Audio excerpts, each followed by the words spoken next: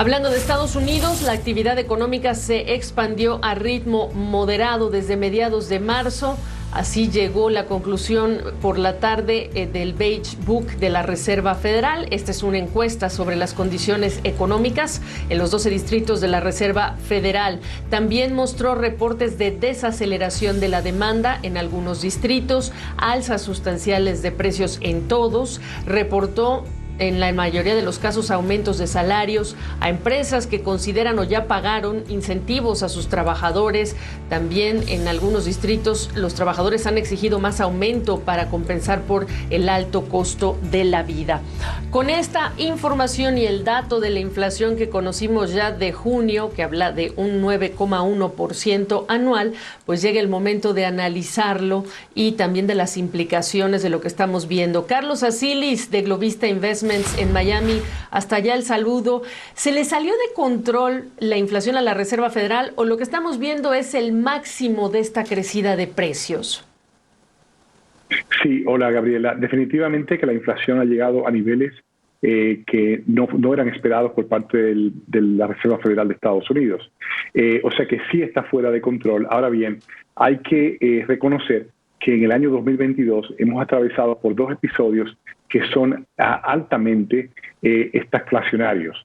Es decir, son contrarios a la actividad económica, es decir, deprimen la actividad económica a la vez de acelerar la inflación. Y esos dos episodios han sido la invasión rusa a Ucrania, que ha golpeado obviamente la actividad económica en Europa hacia abajo, tanto por el hecho de que el precio de energía ha subido, inflación, menos crecimiento económico en Europa, pero también el precio de los alimentos que se ha disparado porque Ucrania y Rusia son el granero del mundo. Entonces, ese evento es un evento estagflacionario, no es culpa de la Reserva Federal. El segundo evento, también estagflacionario, ha sido el proceso de encerramiento de China, fruto de que la población china no ha estado suficientemente vacunada, con lo cual las autoridades chinas han adoptado, han acogido políticas muy leoninas de cara a encerrar a su población. Y eso ha golpeado a los niveles de manufactura. China es la gran fábrica, ¿no?, de manufactura del mundo, sí, a la vez de acelerar la inflación. Entonces, sí se ha salido del control de la Reserva Federal, pero obviamente muchas de estas dinámicas no son toda culpa de la Reserva Federal, pero ellos tienen que responder a eso. Ahora, háblame de los datos que encontramos en el informe, porque hay uno que no depende de la guerra en Ucrania necesariamente, o quizá me corregirás, por favor. Los precios de alojamiento, que es un dato importante y que mantiene esta crecida, Carlos. Absolutamente. Hubo varios elementos, componentes dentro de la cifra de inflación que fue divulgada el día de hoy. Uno tiene que ver con eso, precisamente el precio de los alquileres ha estado por encima de lo esperado. Otros componentes importantes ha sido el precio de automóviles, tanto nuevos como usados. Pero evidentemente el elemento crucial, el de mayor ponderación, es de los alquileres. ¿A qué obedece este aumento en el precio de los alquileres? Obviamente al aumento en el precio de las viviendas.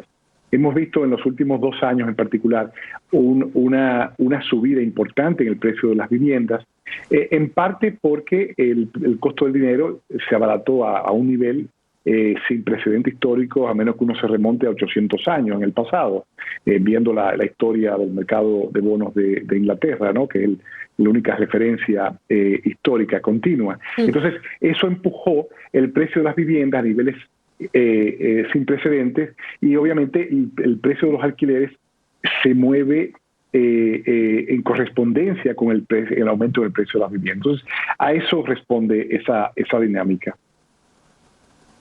Interesante. Ahora, ya empezamos a escuchar que no se descarta que en la siguiente reunión la Reserva Federal estadounidense, el Banco Central estadounidense, suba su tasa de interés hasta en 100 puntos base.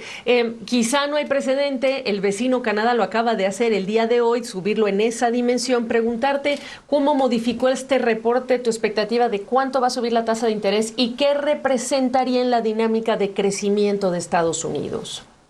Sí, bueno, muy sucintamente, es posible que la suban 100 puntos básicos. Yo entiendo que sería un error. Yo entiendo que la Fed debería subir las tasas o medio punto o 3/4 de punto.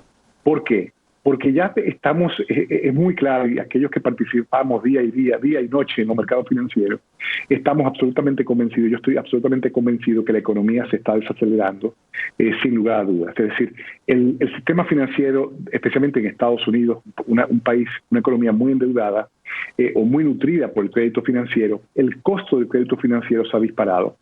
Si por ejemplo vemos las tasas de los préstamos bancarios, las tasas de los CLOs, las obligaciones de préstamos colateralizados, que recordamos la crisis del 2007, estamos a niveles muy cerca del 2008-2009.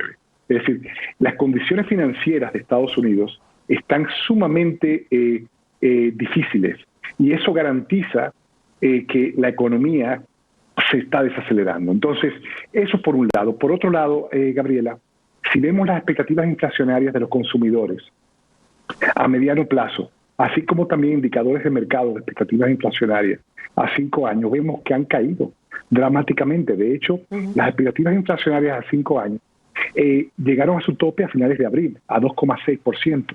Al día de hoy están a 2,13%. Entonces, si la Fed, la Reserva Federal, sube los tipos demasiado, yo creo que aceleraría una recesión mayor en vez de lo que yo entiendo que será una recesión bastante leve.